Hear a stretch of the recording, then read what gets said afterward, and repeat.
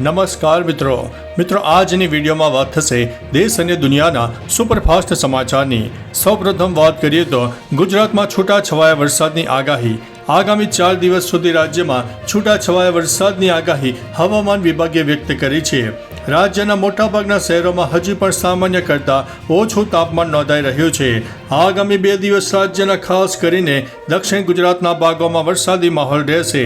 બનાસકાંઠા, પાટણ, મહેસાણા, સાબરકાંઠા, ગાંધીનગર, અરવલ્લી, ખેડા, અમદાવાદ, આણંદ, પંચમહાલ, દાહોદ, મહીસાગર, વડોદરા, છોટાઉદેપુર અને ભરૂચમાં પણ કોઈ વિસ્તારમાં હળવા મધ્યમ વરસાદી ઝાપટા થઈ શકે છે।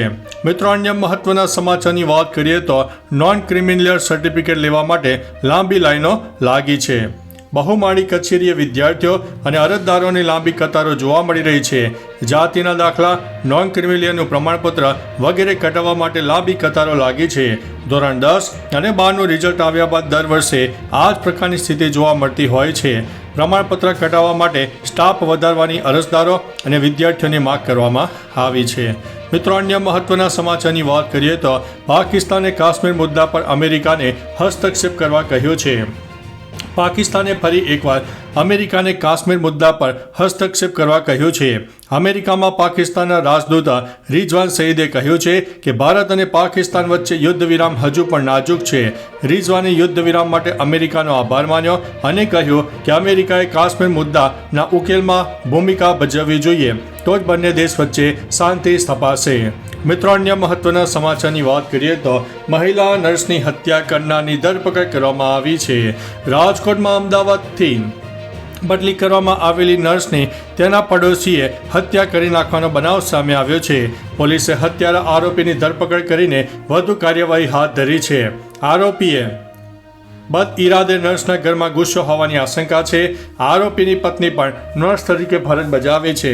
આરોપીને ઝડપીને પોલીસે પૂછપરછ પણ હાથ ધરી છે। મિત્રો, અન્ય મહત્વના સમાચારની વાત કરીએ તો મહિલા સરપંચની મોટી કાર્યવાહી, દબાણો હટાવવામાં આવ્યા છે। કારેલી ગામના મહિલા સરપંચ કામગીરી ચર્ચામાં આવી છે। મહિલા સરપંચે અસામાજિક તત્વોએ કરેલા દબાણોને દૂર કરીને ચર્ચામાં આવ્યા છે। માહિતી અનુસાર જાહેર રસ્તા પર અસામાજિક તત્વોએ તબેલો બનાવીને દબાણ કર્યું હોવાથી મહિલા સરપંચે કડક કાર્યવાહી કરતા દબાણો પર બુલડોઝર ફેરવ્યું હતું। થોડા સમય પહેલા હત્યાનો બનાવ બન્યા બાદ ગામમાં રોષ ફેલાયો હતો અને સરપંચે દબાણો દૂર કરીને દાખલો બેસાડ્યો છે। મિત્રો, અન્ય મહત્વના સમાચારની વાત કરીએ તો ભૂપેન્દ્ર ઝાલાની બીઝેડ ફાઇનાન્સની સંપત્તિ ટાંચમાં લેવા માટે આદેશ। બીઝેડ કૌભાંડમાં મોટા સમાચાર સામે આવ્યા છે। બીઝેડની સંપત્તિ ટાંચમાં લેવા માટે આદેશ કરવામાં આવ્યો છે। 32 જેટલી સંપત્તિને જપ્ત કરવામાં આવી છે। હિંમતનગર પ્રાંત અધિકારી સમક્ષ તમામ સંપત્તિની વિગતો મુકાઈ છે। આ મામલે એસડીએમ હિંમતનગરની કોમ્પિટન્ટ ઓથોરિટી તરીકે નિમણૂક કરાઈ છે। આ કૌભાંડમાં રોકાણકારોને ઊંચા વ્યાજની લાલચ અપાઈ હતી। બીઝેડના માલિક ભૂપેન્દ્ર ઝાલાએ લોકો પાસે રોકાણ કરાવીને કૌભાંડ આચર્યું હતું। મિત્રો, અન્ય મહત્વના સમાચારની વાત કરીએ તો સોશિયલ મીડિયા પર પીએમ મોદીનું હાસ્યાસ્પદ ચિત્ર મૂકનાર સામે એફઆઈઆર દર્જ કરવામાં આવી છે। રાજ્યના ગૃહમંત્રીએ આપેલા આદેશ બાદ મોરબી તાલુકાના પોલીસે સોશિયલ મીડિયા પર દેશ વિરોધી પોસ્ટ મૂકનાર વ્યક્તિ સામે કાર્યવાહી કરી છે। જુમાભાઈ સુમરા નામની ફેસબુક આઈડી પરથી વડાપ્રધાનનું હાસ્યાસ્પદ ચિત્ર પોસ્ટ કર્યું હતું। આ પોસ્ટનો ઉદ્દેશ્ય દેશના સૈનિકોનું મનોબળ તોડવાનો અને નાગરિકોમાં ભયનો માહોલ ઊભો કરવાનો હતો। આ વ્યક્તિ ઉપર જુદી જુદી કલમો હેઠળ કેસ પણ નોંધવામાં આવ્યો છે। મિત્રો, અન્ય મહત્વના સમાચારની વાત કરીએ તો એટીએસે 2 ગેરકાયદેસર બાંગ્લાદેશીને કરી છે ધરપકડ। અમદાવાદમાં 2 બાંગ્લાદેશીની ધરપકડ ગુજરાત એટીએસે કરી છે।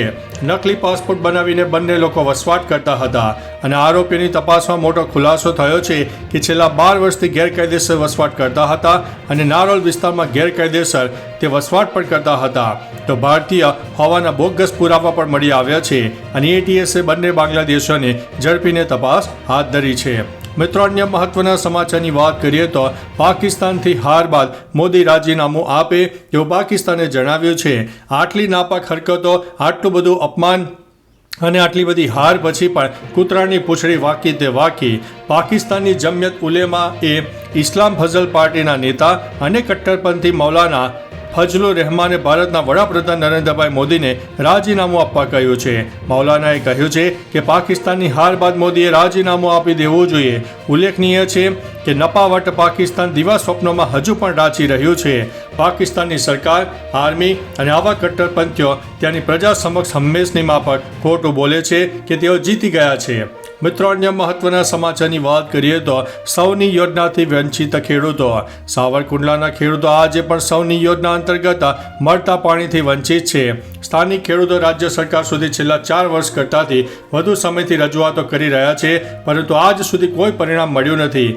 નાના મોટા ડેમો સૌની યોજના દ્વારા ભરવાની ખેડૂતોની લાંબા સમયથી માંગ છે. સિંચાઈ માટે મુખ્યત્વે બોરવેલ અને કૂવા પર નિર્ભર રહેવાની ફરજ પડે છે. હાથસણી ગામ નજીક સેદલે દુમ ડેમ છે, જે આ વિસ્તારમાં સૌથી મોટો ડેમ છે. મિત્રો, અન્ય મહત્વના સમાચારની વાત કરીએ તો ગુજરાત આવશે રક્ષામંત્રી રાજનાથ સિંહ. રક્ષામંત્રી રાજનાથ સિંહ શુક્રવારે ભુજ પહોંચશે. રક્ષામંત્રી ભુજ એરબેઝની મુલાકાત લેશે. રાજનાથ સિંહની આ 2 દિવસીય યાત્રા શુક્રવાર અને શનિવાર માટે હશે. જાણકારી પ્રમાણે રક્ષામંત્રી રાજનાથસિંહ ગુજરાતની ભારત પાકિસ્તાન સરહદની મુલાકાત લેશે. સૈન્ય તણાવ વચ્ચે પાકિસ્તાની સેનાએ ડ્રોનની મદદથી ગુજરાતના ભુજને નિશાન બનાવવાનો પ્રયાસ કર્યો હતો, પરંતુ પાકિસ્તાનના તમામ હુમલાને ભારતે નિષ્ફળ બનાવી દીધા હતા.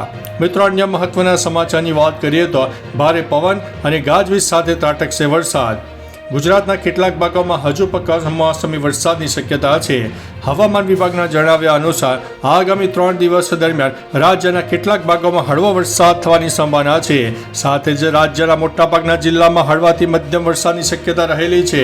14મી મેના રોજ ગીર સોમનાથ, અમરેલી, ભાવનગર, ભરૂચ, છોટાઉદેપુર, નર્મદા, સુરત, તાપી, ડાંગ, નવસારી અને વલસાડમાં વરસાદની સંભાવના હતી અને કોઈ વિસ્તારમાં હજુ પણ વરસાદ પડવાની સંભાવના વ્યક્ત કરવામાં આવી છે. મિત્રો, અન્ય મહત્વના સમાચારની વાત કરીએ તો કોંગ્રેસ કોર્પોરેટરના લેટરપેડના આધારે બાંગ્લાદેશીઓના નકલી ડોક્યુમેન્ટ બન્યા છે. અમદાવાદના ચંડોળા વિસ્તારમાં ગેરકાયદેસર રહેતા બાંગ્લાદેશીઓને ઝડપી પાડીને ડિપોર્ટ કરી દેવાયા છે. તો બીજી તરફ અહીં જે બાંગ્લાદેશીઓ રહેતા હતા તેઓને અહીં જે ડોક્યુમેન્ટ બનાવ્યા હતા તે બનાવવા માટે શહેજાદ પઠાણ સહિતના કોંગ્રેસના કોર્પોરેટરના લેટરપેડનો ઉપયોગ કરાયો હોવાનું એટીએસની તપાસમાં ખુલ્યું છે. હાલ એટીએસે આ મામલે વધુ તપાસ હાથ ધરી છે. મિત્રો, અન્ય મહત્વના સમાચારની વાત કરીએ તો 7 દિવસ બાદ બેડી માર્કેટિંગ યાર્ડ શરૂ થયું છે. રાજકોટનું બેડી માર્કેટિંગ યાર્ડમાં ચાલી રહેલી 7 દિવસની હડતાલ બાદ તે ધમધમતું થયું છે. યાર્ડમાં સવારથી જ ચણસીની આવક શરૂ થઈ ગઈ હતી. હરાજી શરૂ થતાં ખેડૂતોમાં ઉત્સાહનો માહોલ પણ જોવા મળ્યો હતો.